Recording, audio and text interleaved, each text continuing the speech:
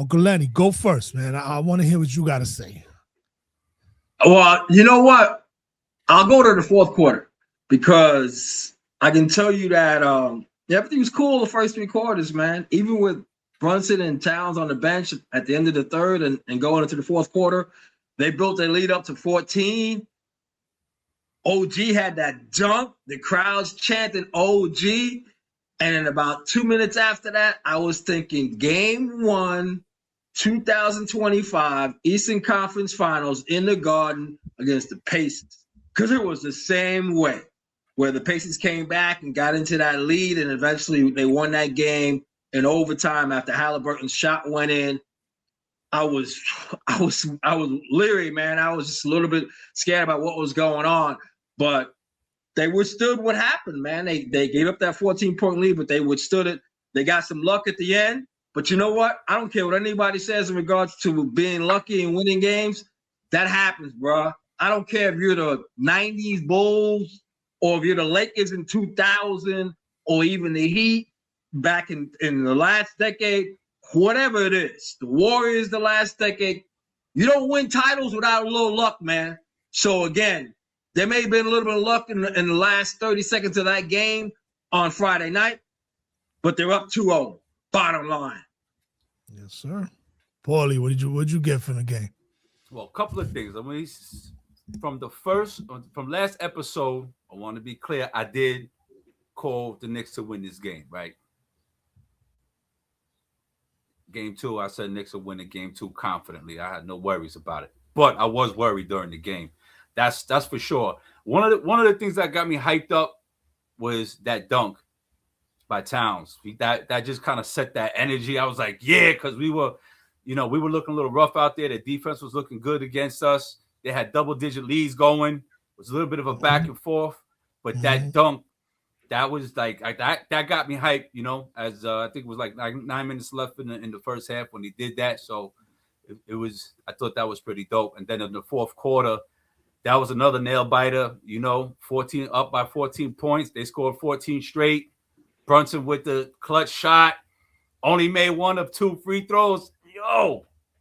That was rough, but like Uncle Lenny said, we did it in the end, and it was pretty crazy and exciting at the same time. Yeah, for sure. But why is nobody talking about the fact that the refs tried to steal it from the Knicks? You don't think the NBA put the call in? They didn't put the call in? They don't want to sweep? Because they're making at the Garden tomorrow, right?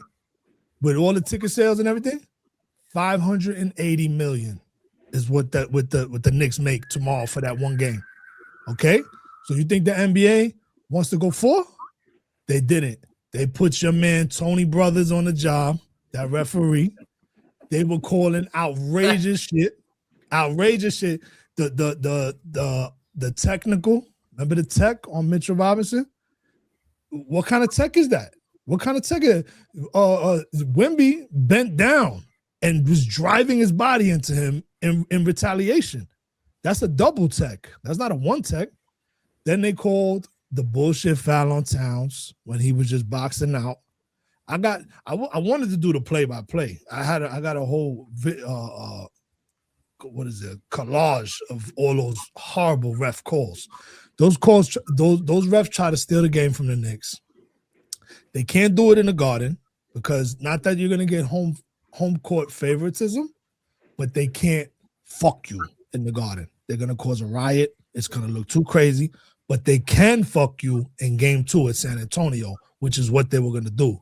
But it came down to Wemby having to hit a 9-foot shot.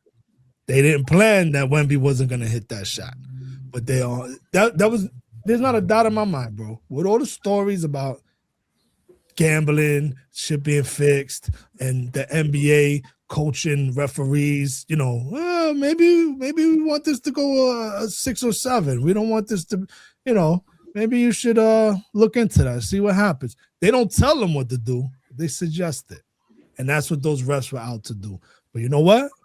There's always a moment in a series or a game, a Super Bowl or whatever. There's always a moment that's the defining moment that just ends it. and that was Wemby's pass off the back at the end. That's the play we're all gonna remember. That saved it. That saved the game. When Brunson hustled and grabbed that steal, off the back, that was it. That's the play that ended the series. Now we're going to the Garden. It's a wrap. I know, Uncle Lenny, you don't want me to say the S word, but that S word is coming, bro. It's coming. Well, look, I'll give you the S word after tomorrow night. If they win tomorrow night, game 3, I'll give you the S word. But I'm not the conspiracy guy that you are. Are there things that I've seen in my lifetime watching sports where you look kind of weird about what just happened? Yeah, there's certain things on Friday night, certainly the same way. You mentioned the technical that was given to Robinson that has since been rescinded because the league looked at it and that's not worthy of a technical. But the thing about rescinding that tech is, for one, if they shoot the free throw and it goes in, you don't lose the point because it's rescinded. So you got a 1-point game, 105-104, right? And then you get a technical called in that game. That 1 point is the difference. And that's not going to change anything. So that kind of aids to and kind of pushes your conspiracy theory thing when it comes to getting that tech rescinded. It don't mean anything after the game. It don't mean squat. Like, oh yeah, okay, well, so if he picks up another tech in the series, then, he won't face a penalty because one was rescinded. But the bottom line is the fact that, it should have been called in the first place, as you mentioned, because both guys are pushing each other. And the fact that they called those 2 ticky-tack fouls on Towns with all the crap that was going on, with how they were and not just, I won't just say just the fact that Brunson was getting pushed up and down the court when he's bringing the ball up. Some of the things that the Knicks were doing too, to Castle and Bridges not getting called for fouls or whatever. There were certainly things. The guys on the call, Richard Jefferson, Tim Legler, they were telling you, the athletes were telling you, they're letting them play. They are letting them play, which is fine. If you're going to do that for 4 quarters, for 94 feet up and down the court, whatever it is, the whole time. But don't do it on this play and not do it on 3 plays after. No, call that shit the same way the whole damn game for 48 minutes, because that's how those guys are playing. They're expecting you to hold the line the same way for 48 on both ends of the court. So call it that way. Woo! I think the same thing. Bro, yeah. Oh, go ahead, Paulie. My bad. No, I was just saying I feel the same way. I mean, Josh Hart's foul, grabbing what's his name's ankle, that was a little obvious. But I think you call it or let them play ball, just like you're saying, or keep it even, Steven. If you see a flagrant over here, call a flagrant over here. But if they're playing ball and they're bumping each other around, that's what finals playoffs is, right? That's ball. So I agree with you, Uncle Lenny. Yeah, but I don't believe in too many coincidences on one side of the ball. There was too many coincidences for the Spurs. You know what I'm saying? They were on Brunson. They were on him. They were banging him around. Brunson wasn't getting no calls. We got, how many was it? The OG free throws in the second half. That's our only free throws in the second half, dog. Besides the one Brunson had to win the game. Yeah, besides that. But that's our only free throws in the second half. They were getting in a 1-point game. They had I don't know the exact total, but it was like they got 12 shots and we only had like 3 or 4.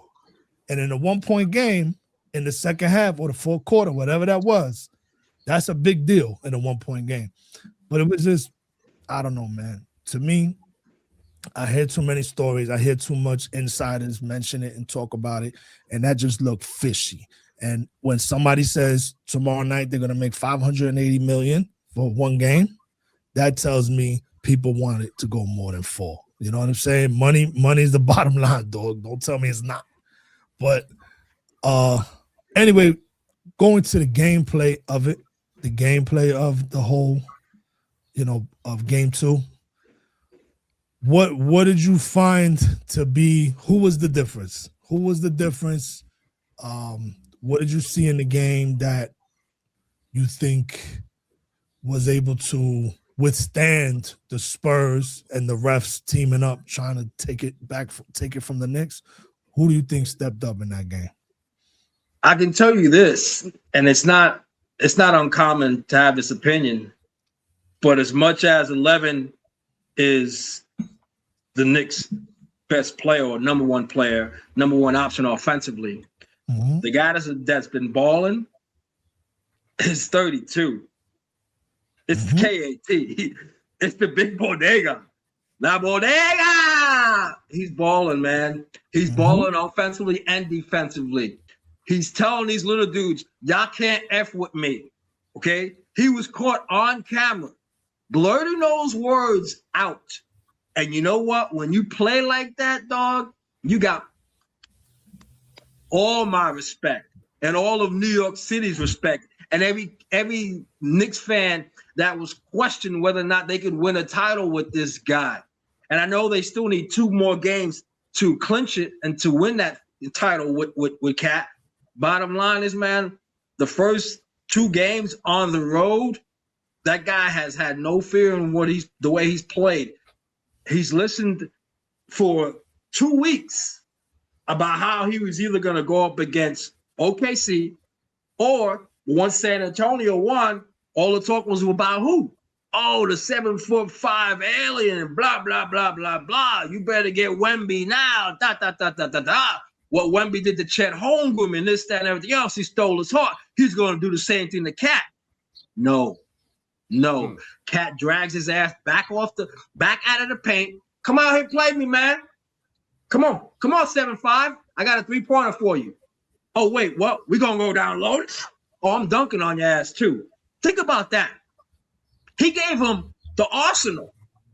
He'll hit a 3 on him, and then he'll back his ass down, turn around, and dunk on him. And then you want to put a little guy on me, too? Oh, hell no. No. Listen, we can call him whatever we want when it comes to Karl-Anthony Towns. We can call him flaky, a little bit weird, whatever it is, wear a baggy-ass shirt in the press conference after the game. Hey, whatever. He can wear whatever he wants. He can come out there naked as far as I'm concerned if they win game 3 and 4.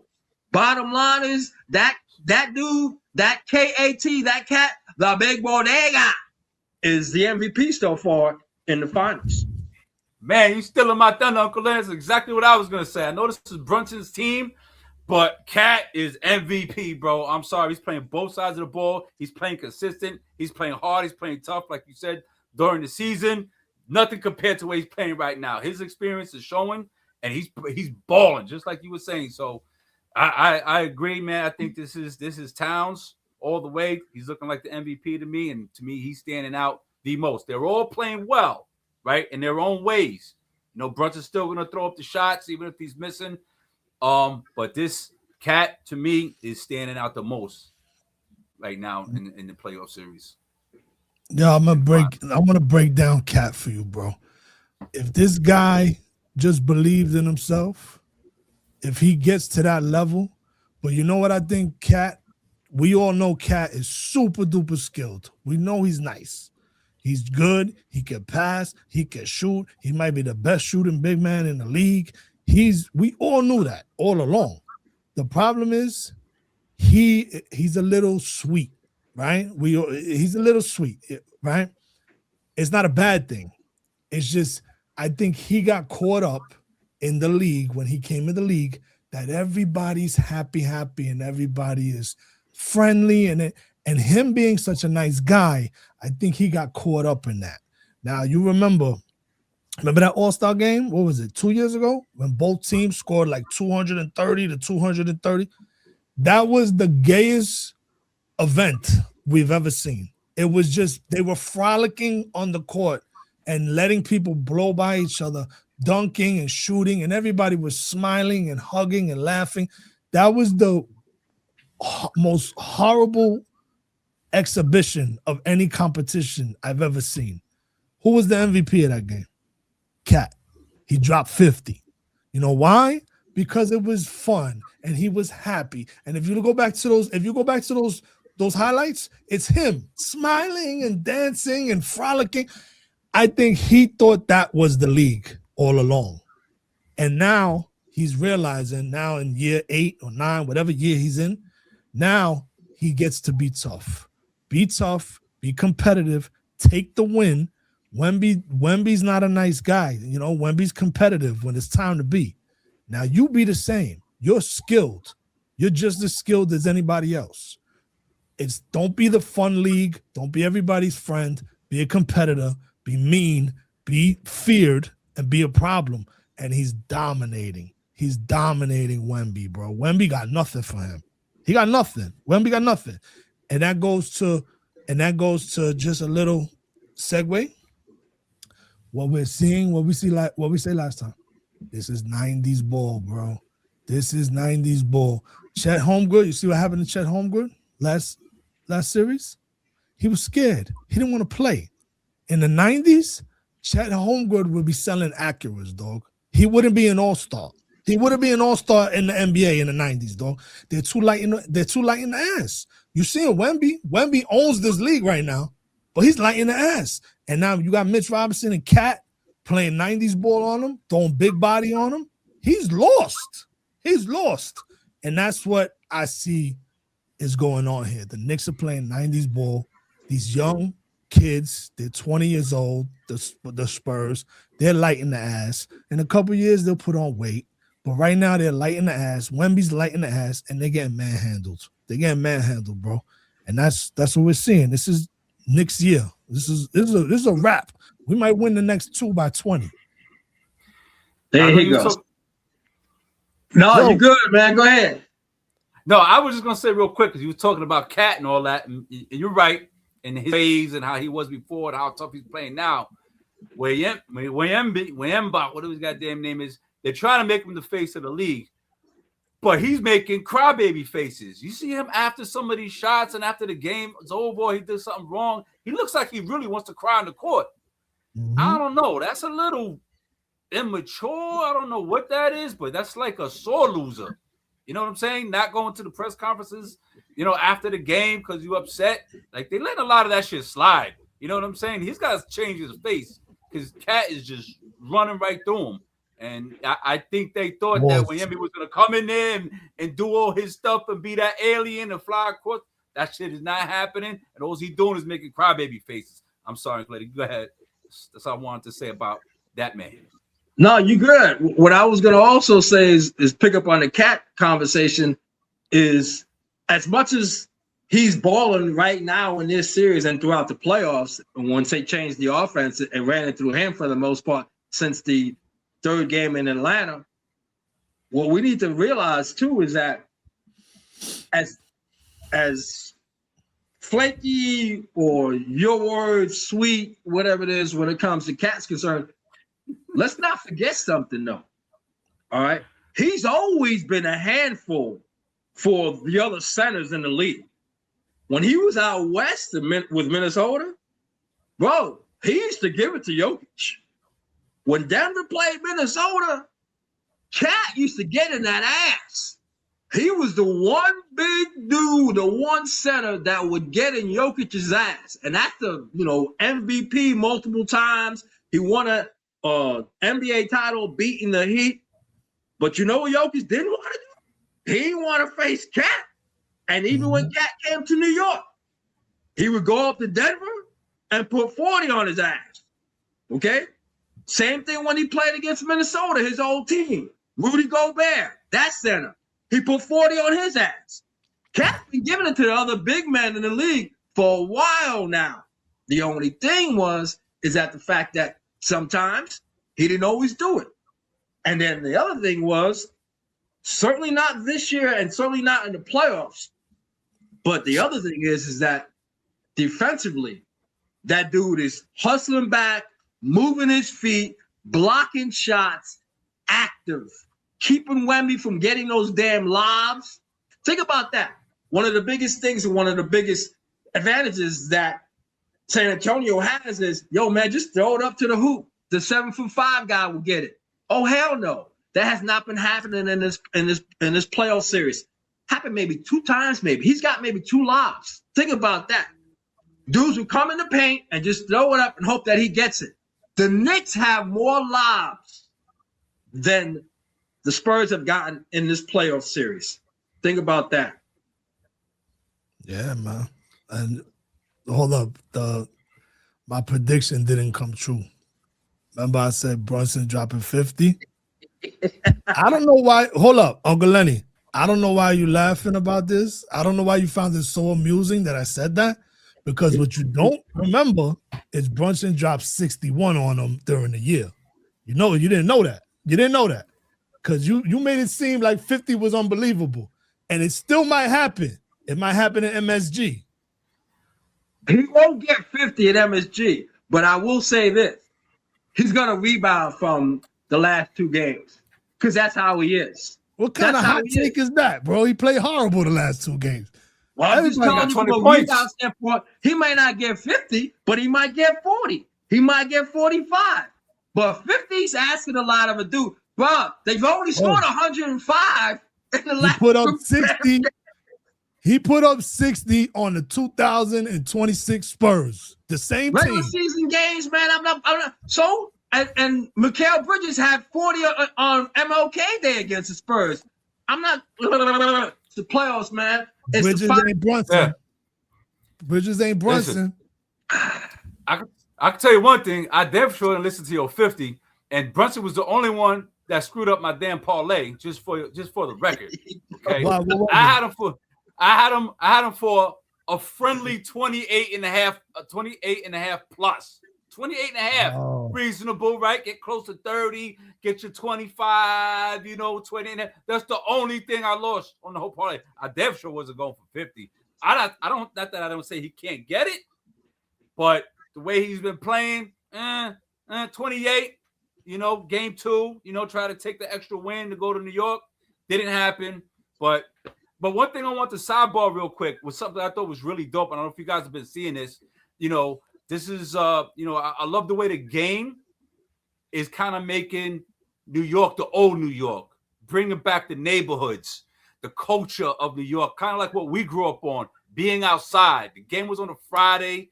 There was mad places in Harlem, the Bronx, where people brought the TVs outside. People were gathering around on the block and in the neighborhood. Everybody's watching the game, having a great time. You see the water pump, in some of these neighborhoods, kids outside playing. I mean, I thought that is really dope. And I think that's just the nostalgia of New York. That's how we grew up. I don't know if you remember, Uncle Lenny, when we used to live in 255 and Ray used to bring out the TV, right? I don't know if you remember that. He used to bring out the TV, into the grass and watch the Yankee games and shit like that. It just kind of took me back, and I thought it was really dope, that people did that so everybody could watch the game, you know what I'm saying, in the neighborhood. That was real fly, and I think that's dope because, they got the game. You can watch it in Madison Square Garden. Some people still can't get out there. It's still dope to watch. They have the watch party when they're not in town, when they're away, but it's dope how they did that in the neighborhood. It was a Friday, though. That helps, right, because people were off the next day, but I just thought that whole New York nostalgia, New York fans, the neighborhood, nobody's fussing and fighting. Everybody's having a good time. Let's watch the game and cheer them on. I thought that was really dope. Yeah, that's you're right. You're right. My boy actually texted me today. He sent me that video. You see the video of like the two, I guess they live in New York, but they're not from New York, but they live there now. It was like a couple walking home that were playing tennis, and they filmed it. And they were like, "Oh, we're coming home from playing. We were gonna go play tennis." I guess they wanted to use the handball court and play tennis, but you had a bunch of dudes sitting there. They had the projector out, they had the barbecue grill, and they had the Knicks game. They had game 2, and they were projecting it on the handball court.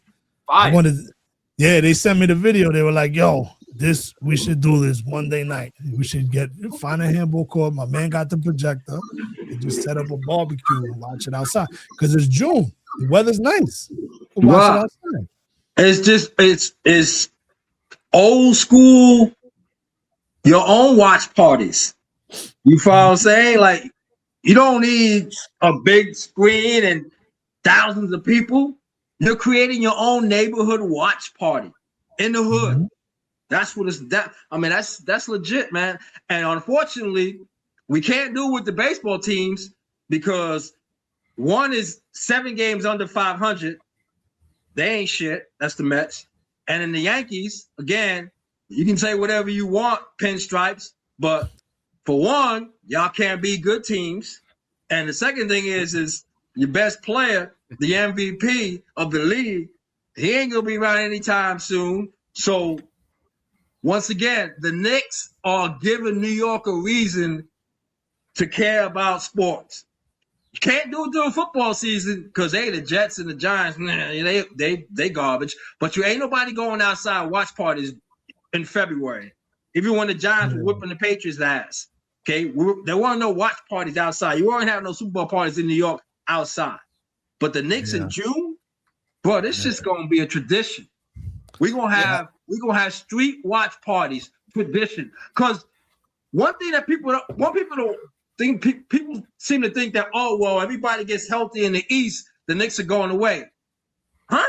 What? No. Why are they going away? Everybody's coming back. The only issue that they may have in regards to bringing somebody back is Mitchell Robinson's contract is up. Other than that, the starting five, they ain't going nowhere. And guess what? You can talk about Indiana, Boston, Philadelphia, whoever the hell you want to bring up, Cleveland, blah, blah, blah.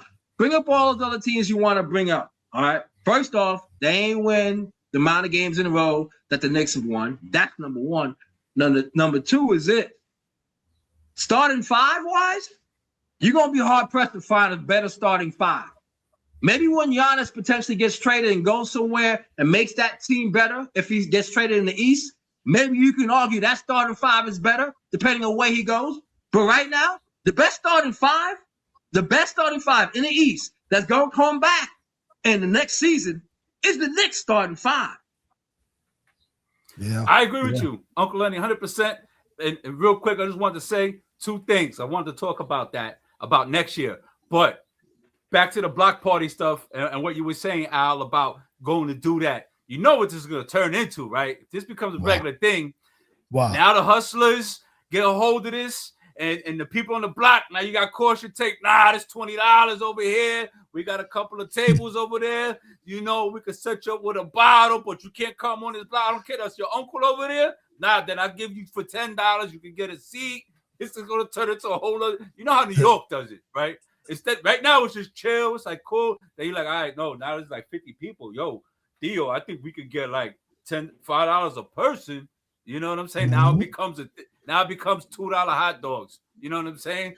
$3 burgers. You know what I'm saying? A mini cup for $5 of whiskey or something. But anyways, man, I see that happening. No, that's what's going. You're right. Because but your Uncle Lenny saying doing it in the hood. I would do it more in a nicer area because you're gonna have randoms. They're gonna have they want to eat. They want to eat. They want to drink. They're gonna put a Knicks. They think if they put their Knicks shirt on, their Knicks hat on, they're eating and drinking for free. So you're gonna have these issues. And yeah, you're right. Because they could turn it into something else. You could set up tables of food, have people cook, and you could have it, big time. No matter where it is, it's the hustle. It's New York. Right out it's the hustle. It's a hustle. Mm-hmm. So whether you want to put it in your little, UES Upper East Side, or you won't have it in Harlem, it's gonna be a hustle no matter where it is, bro. Mm-hmm. Al's already got tickets ready to go. He got raffle going and everything. I can see his gears turning. He's like, yo, $3 glizzies, $5 with a cup of Coke, 6 ounces. Yo, put a couple guys at the entrance at the park. They just put them at the park entrance. A couple guys standing there. That's it. But going back real quick with that, but I also want to talk about next year. I think we keep the team together. I know there's a talk about Giannis. If this team went to the finals, why won't we go into next season with the same guys that did it this year going to next year? I don't want to hear that talk about Giannis and trade Hart and trade OG. Nah, this team did it. Don't disrespect this team. Let nobody go. Trade nobody. If they did it once, they could do it again. They proved that. And they didn't just prove it lightly. They smoking them in the playoffs. We got to be clear about how this is playing out. Like, guys, these teams are getting crushed. So it's unbelievable ball, but that's just my opinion. I don't want to talk about, we could get this guy and that guy. Let's play with the same team and run it back. I agree because I saw online today somebody in the comments they were saying, "Oh, the Knicks they went all the way to the finals up 2-0 with a mid roster. They got a mid roster. Everybody calling it mid. People don't understand that those shiny objects. There's a lot of teams that have shiny guys on it, but they don't mesh. There's not chemistry. So we don't got. Let's say we don't have a 10. You know, a 10 being the top tier guy in the NBA. But we got 2 9s, we got 2 8s. You know what I'm saying? We're stacked. So those teams that got a 10, they might have a 10, an 8, and then they got a bunch of 4s. You know what I'm saying? So our roster is not mid. It's not mid. We have a pristine premier roster. Our roster is excellent because it has the chemistry. It's just, you know, but these kids don't understand. They like the shiny names. But dudes are talking, bro, Brunson, who you got? Brunson or Anthony Edwards? Who would you rather have? Anthony Edwards is shiny. He's a shiny new toy. He's new, he's good. Who would you rather have? Brunson. Mm-hmm. Well, Brunson. Yeah, but you gonna give me Brunson with Hart and Bridges too? Because that shit matters. No, I get it. I'm just talking about player for player. If we switch in New York, if we took out Brunson and put in Anthony Edwards, do you think we're where we at now? Well, first off, they play different positions. That's number one. Hold on. They play different positions. That's number one. Number two is this. Again, it's a different blend, man. You can't just, if you told me, like, for instance, if you say to me, would I rather have Kyrie or Brunson? And I will tell you Brunson. Because for all the talent, Anthony Edwards may be more talented than somebody else, but it's gotten him so far on his team, but it hasn't gotten him to the finals. That's number one. Same thing with Kyrie. Kyrie won a ring, but he won a ring as a Robin to LeBron in Cleveland. All right.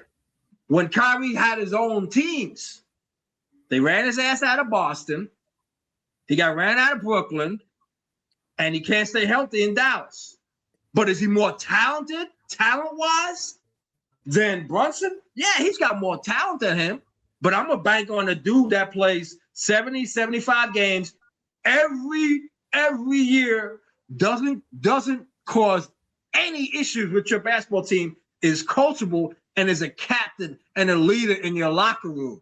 Okay, that's the dude that I want.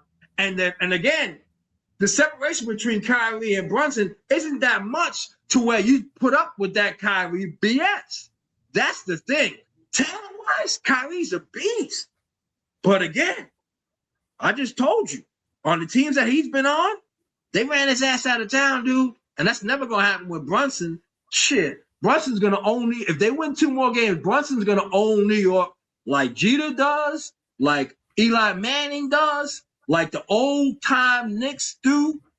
Patrick Ewing owns New York. He didn't even win a goddamn title. When Brunson wins a title in New York, he's going to own New York. He's going to be seen as one of the greatest New York athletes of all time.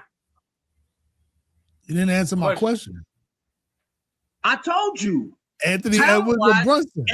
Talent-wise, Anthony Edwards is the better player. But again, they play different. Talent-wise, he is. We got to stop with talent-wise, and we got to stop with athleticism. We have to go with results. We have to start dealing with results and not potential. I don't want to hear about potential. That's what everybody does these days. Sure. Kyrie's more talented than Brunson. Anthony Edwards is more talented than Brunson. Where? In what category? Because Brunson is a true point guard that could dish the ball and score. Anthony Edwards does one thing. He's a scorer. So where is he more talented? And what part of the game is Anthony Edwards more talented than Brunson? Tell me which part. He's a better shooter. He's got got better jumping ability than him. He's got more God-given talent, man. You making me make an argument that I don't want to make. Brunson is my guy. Brunson is my dude. But I'm not going to sit here and tell you he's the most talented player in the league because he's not. If you want to swap guys on different teams, you can't do that because, again, they don't play on the same team. They don't play the same position. That's number one. Number two is, man, if you put Brunson on Minnesota, yeah, they'll be a different team. They'll be a different team, but I don't know if they're going to get out of the West. The Knicks have gotten out of the East and are in the finals with Brunson. That's my argument. And I'll say it again. If you're going to say to me, well, which one are you going to take? I'm going to say it to you again. Are you giving me Harden Bridges too? Because that's not the question. But it matters. Lenny. It matters because, yes, it matters because you got to understand something too. As hard as Brunson plays on a defensive end, he's not a defensive player. You making me make a case for somebody else when I don't want to do this shit. But I'm not. But I'm not gonna sit here with pom poms and with orange and blue and be tripping on this. Again, those guys that play on his team right now are connected to him. Why? Because when that guy's in a mismatch, when they screen, when they switch, they pick up the better player. Okay? Brunson ends up on a guy like Dacian Daniels who can't shoot worth the shit in Atlanta. Why? Because they know, yo, man, just get him. It's like if we play pickup, and I know you're the better defender than me, and they screen, and all of a sudden the better shooter is in front of me. Oh no, I'm pushing you over here. You get him, Al. You're the better defender than me. That's what the Knicks do with Brunson. And again, you got me making a case I don't want to make because I love Jalen Brunson. I already told you last time we talked, bro. That cat has the best feet in the NBA, footwork-wise, work ethic, Mamba mentality, all those different things. But he has his shortcomings. He's only 6'1". There's certain things he can't do. He can't defend like other guys can defend. He just can't. Will he take a charge? Yeah. He'll do all that kind of stuff that he can do. He calls himself the best rim protector under the rim. Because he knows he can't jump. Well, he knows that. But he's going to take a charge. He's going to do everything he possibly can within his God-given talent. But he's just not as talented as the other guys. And you can squash that. You can say, well, I don't want to hear about talent. That's the reality. That's the reality. No, talent is potential and prediction. Results is reality, bro. That's the difference. This ain't tennis, the answer is no. This is not tennis. The answer is no. I think the answer is no. Yeah, I guess no. And I think that's very foul for making Uncle Lenny talk like that about Jalen Brunson. I know he didn't want to do that. This ain't tennis, man. I can see it. I can see it. It's like, damn, you're making him pick like that. That's crazy. Yo, and if we want to play pickup, I don't know if you guys got a chance at that either. So it's not one-on-one. No. It's not golf. It's not tennis. You can't. If you want to tell me, if you want to say to me, who would you rather have, LeBron or MJ? They closer to two playing the same positions, and I'm gonna choose one of the two and leave it at that. And tell you, okay, if you swap them and put them on different teams, I can give you a realistic answer. But when you start talking about one guy who's 6'5" and plays the 2 guard, and one guy who's 6'1" and is a point guard, there's a difference, dog. They're not the same player. They don't play the same positions. They do different things. I get that, but that's why I just framed the question. I understand one's a 2 guard, one's a point guard. I get that. But my question was, who would you rather have on your team? Because Edwards is a scorer. Brunson's a scorer, but Brunson's also could dish the rock and run the point. So people were saying online, a lot of people were saying, I'd rather have Brunson. A lot of the younger guys were going more towards Anthony Edwards because he's a flashy new toy. He dunks, he's more exciting, I guess. He jumps higher. But results-wise, a lot of the people were saying, I get a traditional point guard if I want, which is Brunson, and I get a scorer. Anthony Edwards he's just a one-lane highway. He's just scoring. That's it. So that's why I gave you, and look, whether it be you or the people online, I tell y'all the same thing. The better comparison is a guy or point guard like Kyrie. And if you give me Kyrie and you give me Brunson, I'm gonna take Jalen Brunson for all the reasons I just said. I'll give you another one. And people won't like this shit, but guess what? We can say, oh well, it's just it's because what's currently happening. BS. All right. If you give me Luka or you give me Jalen, guess what? I'm taking Jalen. For all the talent that Luka has and stop at 35 feet from the hoop and hit a shot and all that shit, guess what? His ass is always out of shape. He doesn't play all the damn time. And as far as I'm concerned, everything I get from Luka, I will get from Jalen plus. All right? Game-winning shots, clutch player of the year, give me Jalen. All right? When people say, "Oh, the Knicks they don't have a 8 or a 9," they got a 9.5. All right. Eventually, when they win the next 2 games, or when they win 2 more games to win this NBA title, they're gonna have to talk about this dude being in the top 10 in the league. You want to run off all the guys and say they're better than him? All right, go ahead. You start with SG. They gonna always say the dudes that win MVPs, dog. They're gonna say SGA. They're gonna say Jokic. All right. You're gonna say Giannis if he's healthy. All right. But guess what?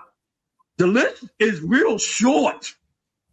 Because if Jalen wins a title in New York, the list is real short to where he's gonna be the 8th or 9th guy you're gonna mention it. He's gonna be a top 10 player in the NBA. I don't give a shit about what all the haters say. They can have all those other guys. All right. Bottom line is this. Eventually, they're going to have to give him his due. And he's going, again, they don't have a 8 or a 9. They got a 9.5. They got a 9.7. A guy that's close to a 10 in Jalen Brunson. They got to give him his due because he's in the finals. Just like you said. These guys you just mentioned, they're not in the finals. They all got what they're great at.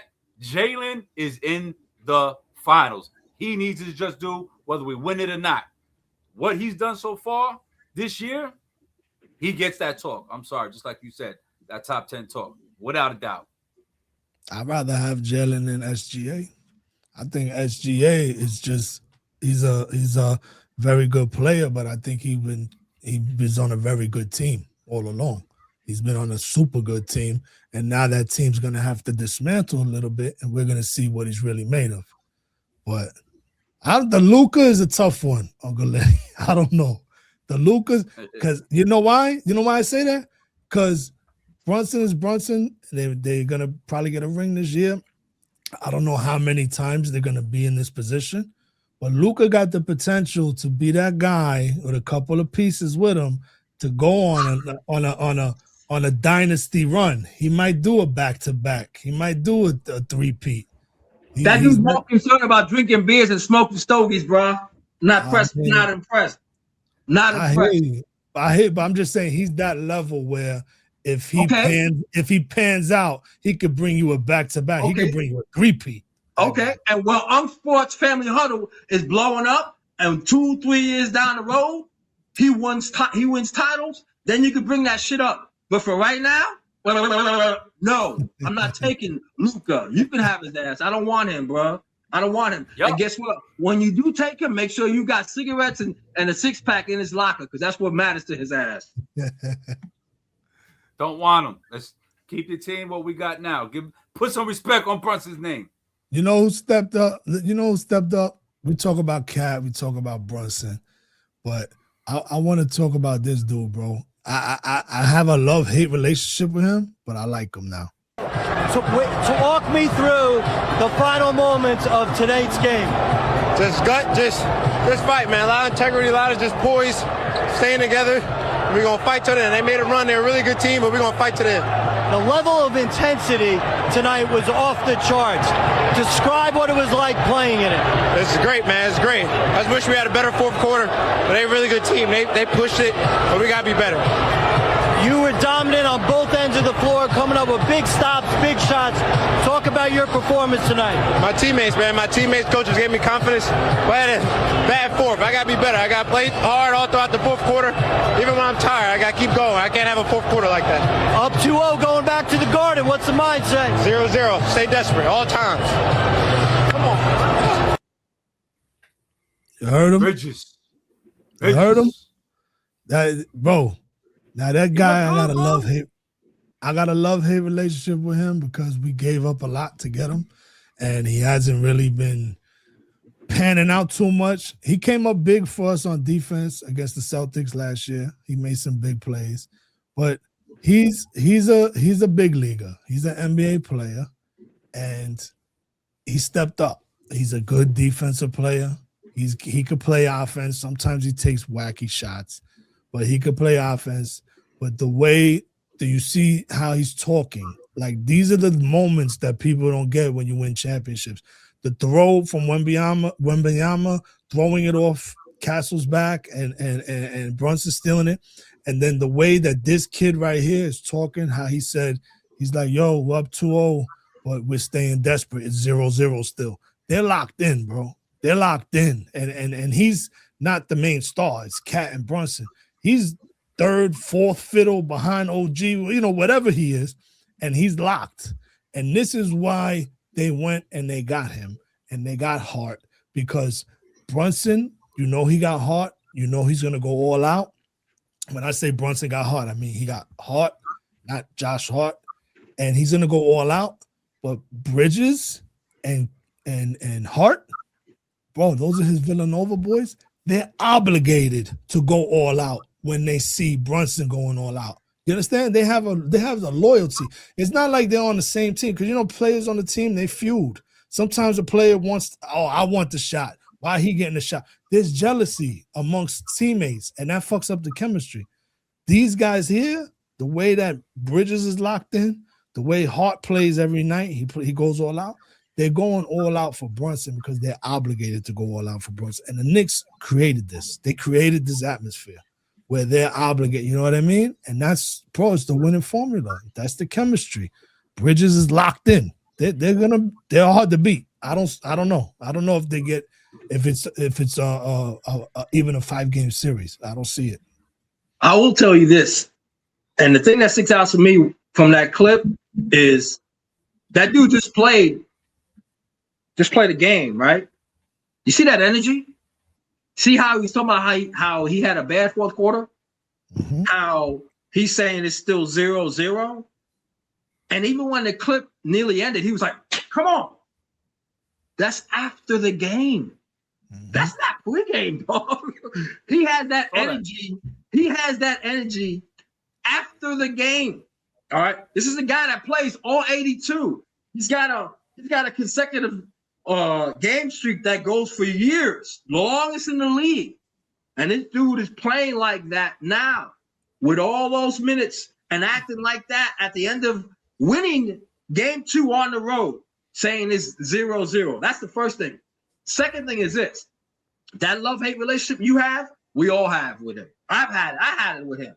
All right. Because I watched enough games to see, where he's had those 4 for 18 nights, or even in the first couple of games against Atlanta, when the playoffs started, bruh, he got sacked for the fourth quarter. They sat him the whole fourth quarter. Mike Brown sat him the whole fourth quarter. And then when he finally turned the Atlanta series around, all right, Brunson made it a point to get his boy started. There were times where it would be a 2-0 break. Brunson was coming down, look behind him.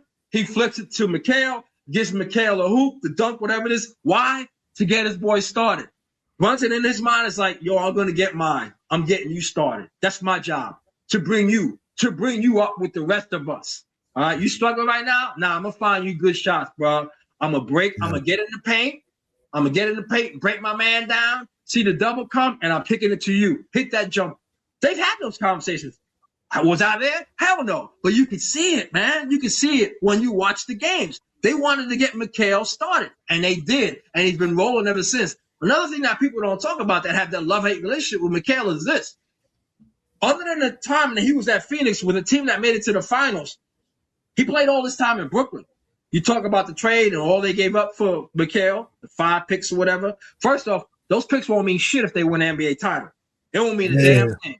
You made it 53 years. You waited 53 years to win an NBA title. Them picks won't mean shit. We won't even remember those picks if they haven't paraded the canyons. Won't even matter. Will not matter. That's number one. Number two is this. When he was in Brooklyn, he was the man. He was the number one option. Man, he's on this Knicks team where he's not the number one. He's not the number two. And sometimes he's not number three because OG's got to get his. So what is he? Number four. That's why Friday night, or third quarter, Towns on the bench. Brunson on the bench. Who takes over? Mikal takes over. Boom. Jumper after jumper. Mid-range. Boom. Corner three. Boom. He was hitting his shots. Why? Because all of a sudden, ball's coming to me, man. I'm hot. I'm gone. I've been having a good game. I'm a shoot. Nobody else is out here to shoot. People need to realize that. Like I said, even me, because I have that love-hate relationship with him too. I got to realize that, yo, man, that dude's accustomed to being number one all those years in Brooklyn. And now all of a sudden he comes to this team, and you talk about it being, as far as like a chemistry concern, yeah, it's easy to do that when you play with guys that you've played with before in college. But it's hard to do that when you come in the locker room, man, and you don't know these dudes, and you look around, it's like, wait, he's the number one option. He's number two. He's number three. Damn, I'm number four. I don't know these dudes. They may not give a shit about me, man. I got to get mine. And unfortunately for the Knicks, they have guys who play together with each other and they have a leader in Brunson, the captain, that says, yo, man, don't even sweat that. I got you. Which is just like college. I think another person that deserves credit, and those are big names, like you said, ones and twos and threes. You got to give a lot of credit for a late pickup, but his energy is great. Jose Alvarado, man, he's playing great. When he gets on that floor, bringing the ball down, getting back on defense, hustling. I mean, he's got some clutch time. You know what I'm saying? When he's on the court, man, I really love when he gets in there and gives Brunson some rest. I think he gives some really good quality minutes for a late pickup. You're just saying that because he's Puerto Rican and it's Puerto Rican weekend next weekend. That's the second time. Oh, that's back to back shows. It's Brooklyn. Alvarado. He likes himself some Jose Alvarado. No. All kidding aside, no, you're right. He's giving good minutes. He's giving good minutes. We're talking about this team as a whole, right? And we're naming the top guys. You're talking about the Cats, and we're leaving some of these bench players out. But when he gets out there, he plays good minutes. And the reason why I get excited is because he hustles. He brings another energy. It doesn't slow down. The game picks up. He makes him. He's running everywhere. He runs everywhere. So he runs all over the place. How much does that help us? 10 minutes. Yeah. He's putting in 9-10 minutes, but it's a good 9-10 minutes that helps us. You know what I'm saying? The guy needs some shine for that. You gotta get some shine. Yeah. No. I'm just joking with you. I don't know about your cousin, but I'm just messing with you. But I'll tell you this much. All right. You're right about that. And the thing about that impresses me more than anything else when it comes to Alvarado and a lot of the bench players for the most part is, the moment hasn't even phased them. Think about that. Like game one, you figured game one, you like this. I mean, as fans, we worried, right? We're nervous or whatever. But those guys are playing in the game. Alvarado came in the game. He's shooting. He's throwing layup behind Wemby, scoring over Wemby. And when Wemby got the goaltending call, whatever, he didn't even sweat that shit. He's like, 7-5, I'm coming at you. Block this. All right. Shamet, same thing, right? Shamet, back-to-back games, shooting threes, not even sweating her. We talk about the Spurs being a young team, and some of the moments, whether other than Dylan Harper, maybe some of those other guys, kind of like shrinking at the moments. The Knicks on the road, think about this. The old adage is the fact that, if you're in the NBA, your role players, the guys on the bench, like Alvarado, right? They play better at home.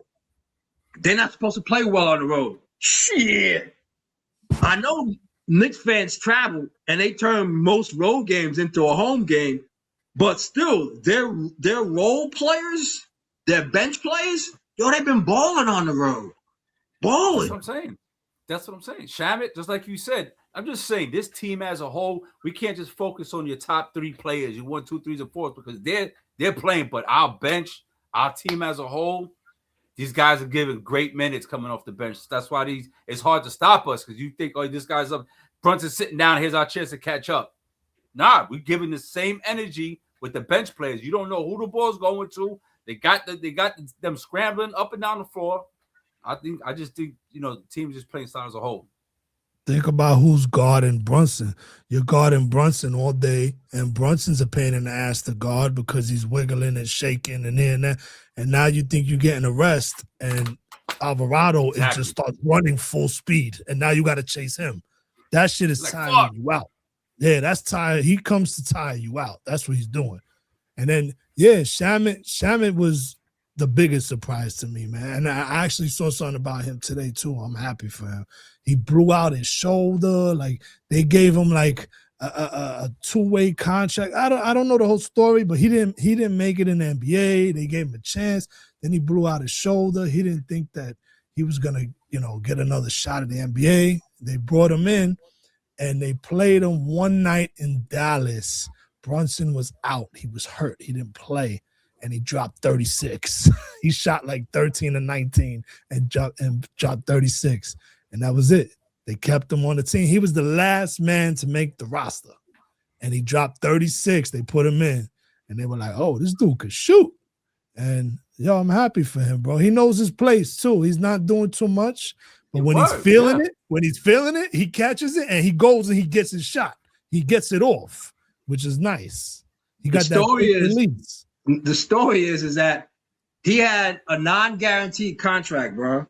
Non-guaranteed. Yes. So basically what it is after a certain length of time that you're on the team, it turns into a guaranteed contract. But non-guaranteed means if they had cut his ass, they wouldn't have been obligated with the money. All right? Mm-hmm. But he balled so well where he stayed on the team long enough to where it became a guaranteed contract. One other thing that happened, too, before the season started was the Knicks had him, Shamet, and they had Malcolm Brogdon, another veteran, a point guard, all right? And Brogdon decided, think about this, because he could potentially haven't gotten a ring.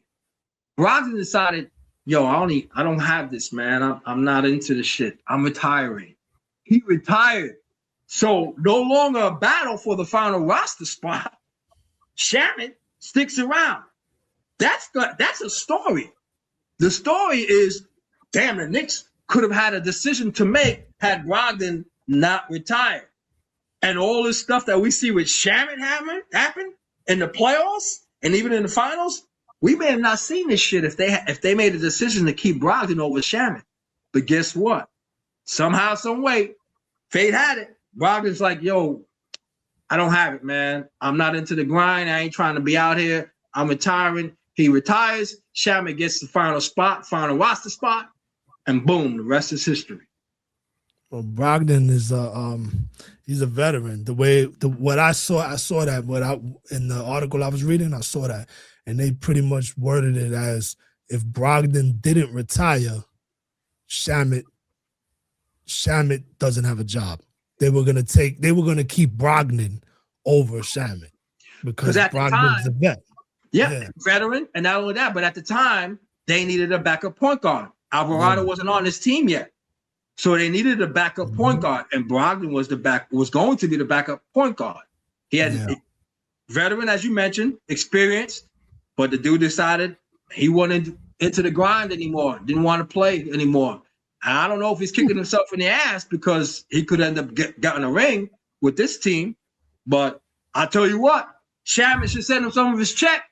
Yo, man, take some cash for leaving the spot for my ass. Yep, thank you. Yeah, man. Hold on, I'm going to show you. I got my wife just sent me the commercial. Welcome to Madison Square Garden, the world's most famous arena. The heart of the five boroughs. You want to see the planets, you go to the planetarium. You want to see the stars, you come to the garden. Let's go, Nick! Let's go! Listen, you got Beethoven, Mozart, and the guy that plays the organ at MSG. Gets this place going, man. The Knicks get this place going. You think New York is allowed? Imagine how loud we get when we trying to be loud. It's go time. It's go New York, go time. We're at the center of attention, in the center of it all. New York! New York. New York! New York. New York!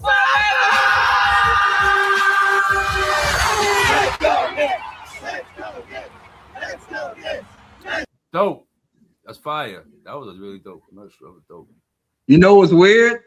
That's not Wow. the first time that's not the first time I seen that commercial, but that's the first time I seen you in it. Oh, Yo, get out of yo, here. yo, word. Me neither. Oh, y'all seen that commercial before? I've seen it Feel before. like I've seen it. Yeah. Yeah. It's a couple of years old. It's from 23 to 24. So 2 years? Yeah, 2 seasons ago. The Knicks get this place going. That's dope. That's dope. Listen, I want to give you my prediction. I know we're coming up on time. I just want to remind y'all, I called it in 5. I don't think it's going to go past 5. I think it might end a little earlier, but we don't know. But I'm going to call game 3. They're winning game 3 in the Garden. I think the finals atmosphere in the Garden is going to have Wembanyama shook. He obviously is a little frazzle-dazzle as it is, and he gets a little babyish. I think they're going to shake him in the Garden. I think they take game 3. I think it's going 5. We're definitely taking game 3, and I'm going to leave it right there. All I'll say is this, because I know a certain nephew of mine mocked me and said, what kind of take is that when I said Brunson's going to have a better game than he had in the first 2? And I'm going to stick with that. He's going to have a better game in than the first 2. So somebody said he was going to score 50 in game number 2. I will say that he may not get his 50, but just like Mamba mentality, Black Mamba, number 8, number 24, purple and gold, used to do when he was, God rest his soul, like he used to do when he had a bad game. He had them bounce back games in the playoffs. And I'm expecting Brunson to have a bounce back game Monday night, game 3. He may get his 40. There you go. There's your hot take. Ow, 40. All right, 40 sounds good to me, man. But you know what? I think the way they played bully ball in game 2, even though the refs let them get away with a lot, I think they're going to go back to that strategy, trying to lock up Brunson, because at the end of that game, it was only a 1-point game. You know what I'm saying? So they're going to stay kind of with the same defensive formula.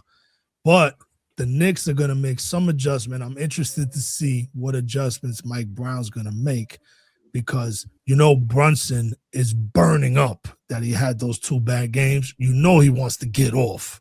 So they're going to do some kind of strategy to free him up or get him cooking, and I want to see what they come up with, because you know the Spurs are just going to gun for Brunson again. They're going to make it happen the way it happened last time.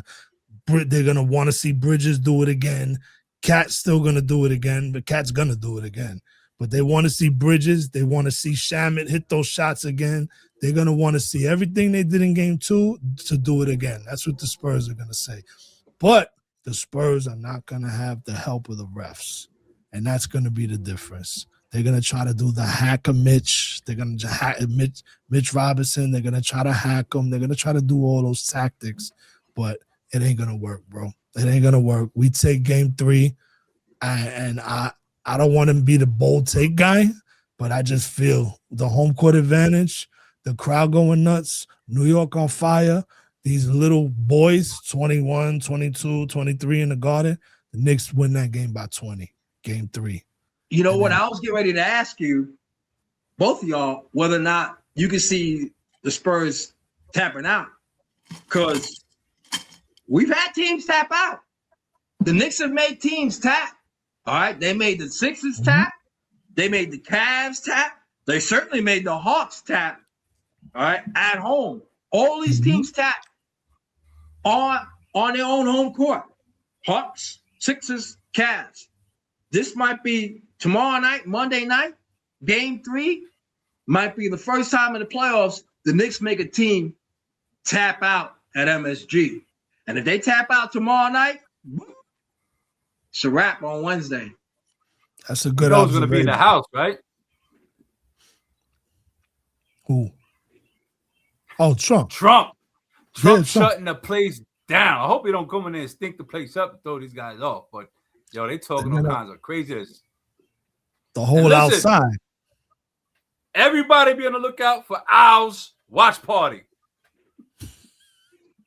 They locked down the whole outside because Trump's gonna be there. You can't. It's gonna be bananas. It's gonna be bananas. Party or whatever you're doing. Nah, that's a good observation. That's a good observation, Uncle Lenny. The tap out sounds like a thing, because if they just start blowing them out and just beating them like to a pulp, up by 20, up by 25, the crowd is nuts. Shots are falling. And Wemby's locked. They got no answers, bro. Those kids, remember in game 2 in the third quarter? They look like little kids, bro. They look like an AAU team for a little while. All those little guys they had, Castle, Vassal, or whatever, they were just running around in circles, throwing up wacky shots. They look like children. And if that happens in the Garden, bro, they're going to tap them out in game 3, and they're going to tap them out in game 4, and the Spurs are going to say, all right, forget that whole experience. Let's come back next season. But Wemby, yeah, figure something else out. Forget that experience. Yeah. Yo, it happened. It happened twice already, back to back. See how it goes. Yeah, man. All right, we're gonna wrap it up, bro. Good show, Uncle Lenny, Paulie. We did our thing, and then we're gonna see tomorrow. Tomorrow night's the game, bro.